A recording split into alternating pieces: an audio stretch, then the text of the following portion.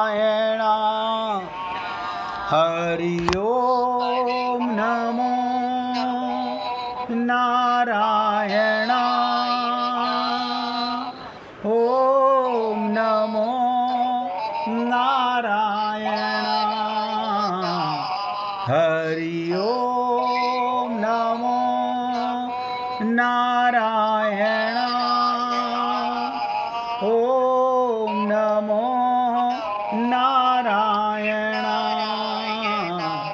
हरि ओम नमो नारायण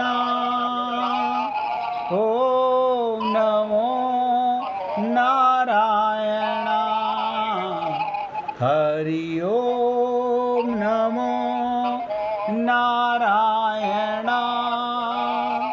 ओम नमो नारायण हरि ओम नमो नारायण ओम नमो नारायण। सभी पुण्य आत्मा पूरी एकाग्रता के साथ सुनिएगा। गीता में भगवान श्री कृष्ण कहते हैं, जब हमारे मन में किसी बात को लेके संशय हो, यहाँ तो रोज संशय होता है, तो हम ऐसे महापुरुष के पास चले जाएं जो सत्य को जानता हो और वहाँ जाकर उन्हें प्रणाम करें, उसके सामने सर झुकाएं, तब उनसे प्रश्न करें। गीता के 4थे अध्याय के 34वें श्लोक में भगवान कह रहे हैं, अब देखो आपके और हमारे सामने मार्ग खुला हुआ है, हम चाहें तो इस देह में भगवान को पाएं और नहीं चाहें तो बंटाधार अजय। हम नहीं चाहते, भगवान को पाना ही नहीं चाहते। कौन भगवान? मुश्किलों में तो पैसा मिला है, अब शरीर का सुख भोगें या परमात्मा को पाने की सोचें? परमात्मा तो मंदिर में हमने सोने का बना लिया।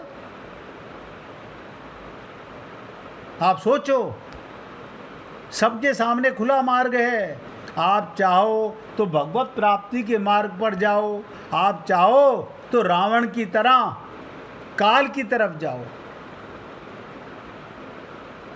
अब बताइए, ये क्या प्रेरणा है? अगर रावण भगवान शंकर को गुरु मानता, ऐसे मानने से कुछ नहीं होता। अब समझ लीजिएगा, अगर रावण भगवान शंकर को गुरु मानता, जब संशय मन में आ गया कि ये राम भगवान है या नहीं, तो कम से कम गुरु से जाके पूछ लेता। गुरु से जाके पूछ लेता कि गुरुजी, मेरे मन में एक संशय है, क्या भगवान का अवतार हो चुका है? क्या राम लक्ष्मण भगवान हैं? लेकिन बुद्धिमान व्यक्ति कौन गुरु? कौन गुरु? हमारी बुद्धि हमारी गुरु है, हमारा मन हमारा गुरु है। अब हम क्या करें? अबे भगवान, अब गुरु जी से छोटी छोटी बातें क्या पूछें? ये छोटी सी बात है कि तू राम की परीक्षा लेने जा रहा है, संशय मन के अंदर। जैसे आप और हम लोग पागलों की तरह मन्नतें मांगने पहुंच जाते हैं, तो जैसे रावण के पास खुला मार्ग था, ऐसे आप हम लोगों के पास भी खुला मार्ग है। सुग्रीव के पास भी यही मार्ग था कि जैसे ही राम और लखन को देखा, वो हनुमान जी के से नहीं कहता कि तुम जाके मालूम करो ये कौन है, वो भाग जाता। संशय तो मन में आ गया था ना सुग्रीव के भी कि पता नहीं ये बाली के भेजे हुए हो, मुझे मारने आए हो। लेकिन अब अंतर देखो, रावण अपने गुरु के पास नहीं गया, सुग्रीव ने अपने भ्रम का निवारण के लिए हनुमान जी का आश्रय लिया। वैसे ही रावण भी अपने गुरु भगवान शंकर के पास जा सकता था और पूछ सकता था आप तो मेरे गुरुदेव हैं, आप कृपा करके बताइए आपकी दृष्टि में राम कौन है। यदि वो ऐसा करता तो क्या भगवान शंकर उसे सत्य का उपदेश नहीं देते? अरे भगवान शंकर की तो पत्नी नहीं मानी। ये बुद्धि के जो गुलाम होते हैं ना, अपनी बुद्धि जो कहेगी हम वो करेंगे। यही सत्यानाश की जड़ है।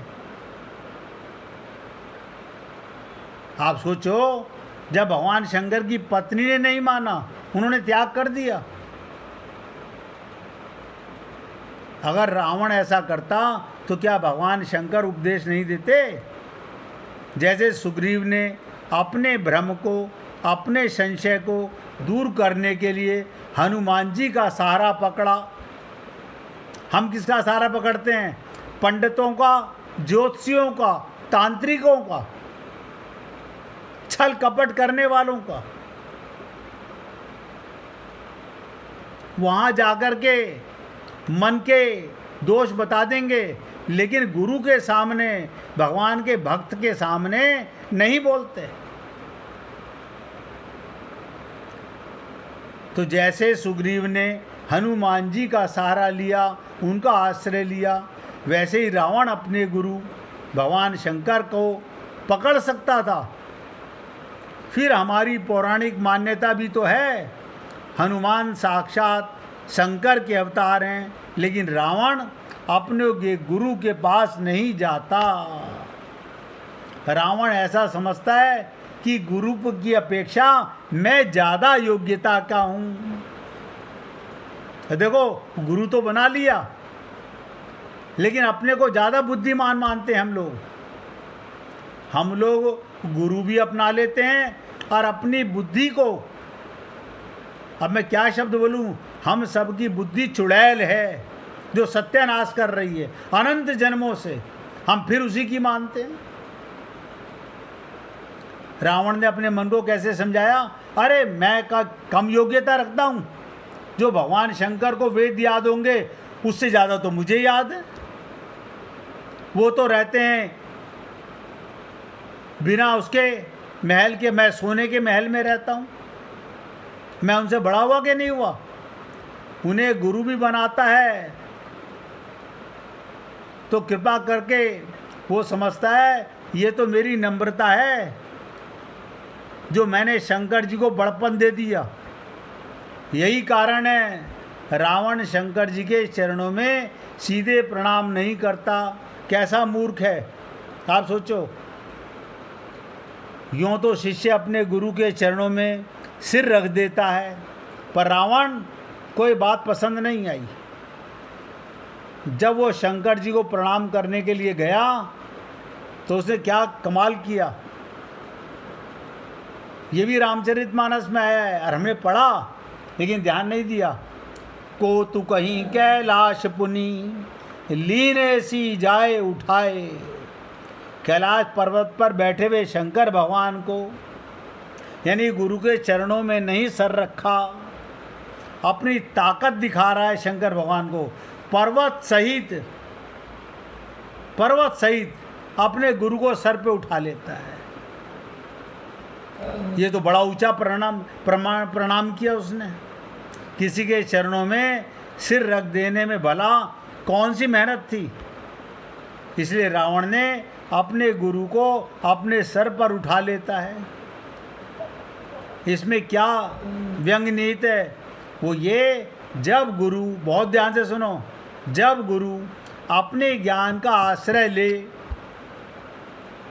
शिष्य को नीचे से ऊपर उठा लेता है। एक एक शब्द ध्यान देना।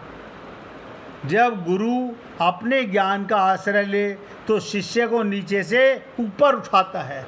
पर रावण ये बताना चाहता है संसार के जितने शिष्य हैं वो भले ही गुरु की कृपा से ऊपर उठते होंगे, किंतु मैं इतना महान शिष्य हूँ, गुरु को ऊपर उठा दिया मैंने। अब आप बताइए, हम गुरु के पास भगवान को पाने जाते हैं या गुरु को सर पे उठाने के लिए जाते हैं? रावण इतना अहंकारी कि शंकर जी के पास नहीं जाता। वो निर्णय लेता है अगर ईश्वर को पहचानना होगा, अगर ईश्वर को पहचानना होगा तो मैं अपने शरीर से, अपनी ही बुद्धि से, आप सोचिएगा, मैं अपने शरीर से, अपनी ही बुद्धि से Your delivery is waiting at the gate. क्या करूँगा? पहचान लूँगा। Thank you for your time. अब आप सोच के देखिए, ऐसा जीव क्या करेगा? ऐसा जीव का कैसे कल्याण होगा? कहता है मैं खुद ही परीक्षा ले लूँगा, भगवान शंकर के पास जाके क्या पूछूंगा, गुरु से क्या पूछना। आप और हम लोग भी, बुरा मत मानना, मैं बहुत कड़वे शब्द बोलता हूँ, आप और हम लोग भी अपनी बुद्धि के गुलाम, अपनी बुद्धि को प्रबल मानते हैं। क्यों? बहुत से लोग तो क्या सोचते हैं, हम गुरुजी से ज़्यादा पढ़े लिखे हैं, हम ज़्यादा पैसे वाले हैं, हम ज़्यादा बुद्धिमान हैं। कहता है शंकर को माना मैंने, गुरु मान लिया, बाकी बुद्धि में तो मैं उनसे बड़ा हूं। तो कहता है मैं अपने शरीर से, अपनी बुद्धि से परीक्षा लेके समझूंगा। मैं जाकर शंकर जी से क्यों पूछूं कि वो ईश्वर हैं या नहीं, कि वो मनुष्य हैं या ईश्वर हैं। रावण की मान्यता ये, भले ही सर कट सकता है पर अहंकार नहीं कट सकता। बुरा मत मानिएगा, आप लोगों को हो सकता है कुछ शब्द मेरे दुखी भी करते हो, मैं तो मुंह से बोल रहा हूं, दुखी भी करते हो, लेकिन सत्य बता रहा हूं कि आप और हम लोग भी अपनी बुद्धि के गुलाम हैं। विवेक कभी हमारे पास है नहीं, हम अपना बाकी समय शरीर को चमकाने में लगे हुए हैं। भगवत प्राप्ति करने में मरने वाले की इतनी चिंता, और गुरु कह रहे हैं इस देह में हरि मिलाते हैं। अब ध्यान से सुन लीजिए, अरविंद नाम ने सुना होगा, बहुत बड़े गुरु हुए हैं पांडुचेरी के अंदर, अरविंदो आश्रम भी है। जब पहली दफ़ा साधना में उतरे, एक एक शब्द पे ध्यान देना, अरविंद जब पहली दफ़ा साधना में उतरे, आप हम लोगों के पास तो समय नहीं निकलता, मजबूरी है, क्या करें, क्योंकि हमारा 24 घंटे का दिन नहीं है, 30 दिन का महीना नहीं है, 12 महीने का साल नहीं है, हमारे पास समय नहीं निकलता। हम इतने विद्वान और इतने बिजी हैं काम में, व्यापार में, संसार में, कि हमें फुर्सत नहीं है। तो अरविंद जब पहली दफ़ा साधना में उतरे तो उनके गुरु ने क्या कहा कि विचार, ध्यान से सुनो, विचार जिसे मैं कहता हूँ तरंग, मन की तरंग, बहुत ध्यान से सुनो, हम कहते हैं ना मन की तरंग मार लो बस हो गया भजन। तो उनके गुरु क्या कहते हैं अरविंदो के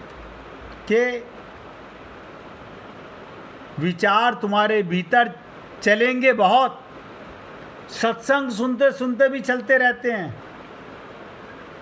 आपको क्या पता चलता है कि आपके अंदर विचार नहीं चल रहे? हो नहीं सकता। आपका मन मेरे शब्दों को सुन के भी, आपकी बुद्धि क्या क्या सोचती होगी, क्या क्या डिसीजन लेती होगी, कैसे कैसे मन में विचार आते होंगे, मुझे पता है। क्योंकि जब तक ये पापी मन है ना, और ये पापिन बुद्धि है, तब तक होगा ये काम। तो देखो गुरु क्या बता रहा है, विचार तुम्हारे भीतर चलेंगे बहुत, तुम्हें एक छोटा सा काम ही करना। आप लोग साधना अपने घर में ही कर लो। एक छोटा सा काम ध्यान से सुनो कि तुम विचारों को मक्खियाँ समझ लेना। अब समझ लो इस बात को। मक्खियाँ बहुत अच्छी लगती हैं ना तुम्हारे को, मल पे बैठ के आती हैं। नहीं नहीं, हमें तो अच्छी नहीं लगती। अब आप बताओ, अगर कोई मक्खी पॉटी पे से उठ के आपके ऊपर आ जाए तो आप तुरंत उसका हाथ को धोओगे, मुंह को धोओगे। ये मक्खी अभी तो मल पे बैठी थी, अभी मेरे मुंह पे आके बैठ गई।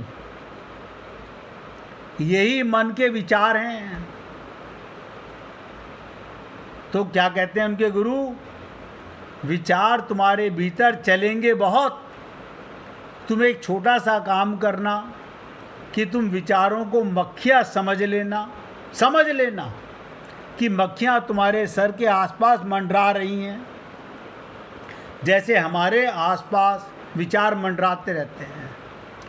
और तुम उनकी फिक्र ना करना। विचार तो मंडराएंगे, उनकी फिक्र ना करना, उनके शोरगुल मचाने देना। मक्खियाँ भिन भिन करेंगी, विचार मन में उठेंगे। तुम समझना कि तुम बीच में खड़े हो और मक्खियाँ गज रही हैं चारों तरफ काएँ काएँ हो रही है, भिन भिना रही हैं। तो अरविंद जी 3 दिन तक वैसी अवस्था में बैठे रहे। 3 दिन तक। पहले तो बहुत घबराए, क्योंकि मक्खियाँ थोड़ी ना थी, विचार थोड़े नहीं। ध्यान से सुनो, सत्संग सुनते होंगे, बड़े बड़े विचार आते होंगे। जब आप लोग सत्संग सुनते हो बहुत विचार आएंगे। जब आप पूजा करने जाओगे बहुत विचार आएंगे। जब आप मंदिर जाओगे बहुत विचार आएंगे। और बता देता हूँ, कोई धार्मिक ग्रंथ खोल के बैठना, तुरंत मन में पहले उसको फ़ोन कर लूँ, पहले उससे बात कर लूँ, फिर आराम से, अरे बाबा मैं बता तो रहा हूँ, ये मन की मक्खियाँ तुम्हें काटती रहती हैं। तो पहले दिन, 3 दिन की व्यवस्था में पहले दिन बहुत घबराहट होती है। मक्खियाँ थोड़ी नहीं थी। एक विचार अगर एक मक्खी था तो करोड़ों मक्खियाँ भिनभिनाने लगी। अब देखो, अगले साल जाना है मेरे को कहीं पर, लेकिन वो मक्खी भी 1 साल पहले, हाँ अगले साल तो मुझे वहाँ जाना है। क्यों? ये काम है माया का। माया का बेटा है मन, और माया कहती है मक्खियाँ मर के चिपट इसको, सता इसको साधना में मत जाने दे। वो परीक्षा लेती रहती है माया।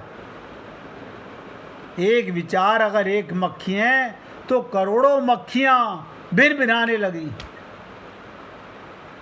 पर संकल्प के व्यक्ति थे आप और हम लोग, तो संकल्प करते नहीं कभी भी। अब सर फूटे या माथा, नहीं ऐसे कैसे फूटे, हम अपने आप ही फोड़ रहे हैं कि भगवत प्राप्ति नहीं करनी। पक्का दृढ़ संकल्प था उनका। उन्होंने कहा अगर मक्खियाँ ही मानना है तो फिर चिंता क्या करनी। अगर मन के विचार मक्खी के समान हैं तो फिर चिंता क्या करनी, बैठे ही रहना है। आप ताज्जुब करेंगे, वो अरविंदो आश्रम वाले अरविंद बैठे रहे, विचार चारों तरफ से आते रहे, ना तो उनसे लड़े, ना उनको भगाया, ना उन्हें हटाया। क्या हुआ? धीरे धीरे उन्होंने पाया, घंटों के बीतने के बाद मक्खियों की भीड़ कम होती जा रही है। आप देखिए, आप मीठी चीज़ पर एक कपड़ा रख दीजिए जाली का, मक्खियाँ आएंगी, भिनभिनाएंगी, लेकिन जाली को काट नहीं सकती, अंदर जा नहीं सकती, कुछ देर में उड़ जाएंगी। तो धीरे धीरे उन्होंने पाया घंटों के बीतने के बाद मक्खियों की भीड़, विचारों की भीड़ कम होती जा रही है। तब भरोसा बढ़ा कि सिर्फ बैठने से भीड़ कम हो रही है, तो और बैठने से और कम हो जाएगी। फिर प्रसन्नता में भी आ गई, आस्था में भी आ गई, आशा में भी आ गई, और तीसरे दिन गुरु के बताए मार्ग पर चलकर साधना के लिए आत्मविश्वास बढ़ने लगा। मन में विचार उठने बंद हो गए।